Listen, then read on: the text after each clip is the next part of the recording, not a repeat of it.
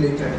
యేసు ప్రభువారు మృత్యుంజయుడైన తర్వాత మరణం యొక్క ముళ్ళును దేవుడు విరగొట్టాడు. మరణం యొక్క ముళ్ళును విరగొట్టాడు. మరణాన్ని జయించాడు. మరణపు ముళ్ళును విరగొట్టిన తర్వాత మరణానికి యేసు ప్రభు మీద అధికారం ఉందా? చనిపోయాడు, పాతి పెట్టబడ్డాడు, తిరిగి లేచాడు. మరణానికి యేసు ప్రభు వారి మీద అధికారం లేదు. అయితే నా ప్రియదేవుని బిడ్డలారా, మనం కూడా అటువంటి వారమే. మనం కూడా ఇదిగో మన యొక్క పాప శరీరము నిరర్థకమైంది. పాప శరీరం ఎలా నిరర్థకమైందంటే యేసు క్రీస్తు ప్రభు వారితో పాటు బాప్తిస్మం తీసుకున్నప్పుడు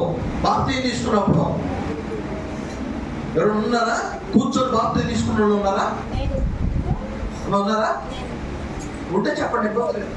కూర్చొని బాప్తిస్మం తీసుకున్నవారు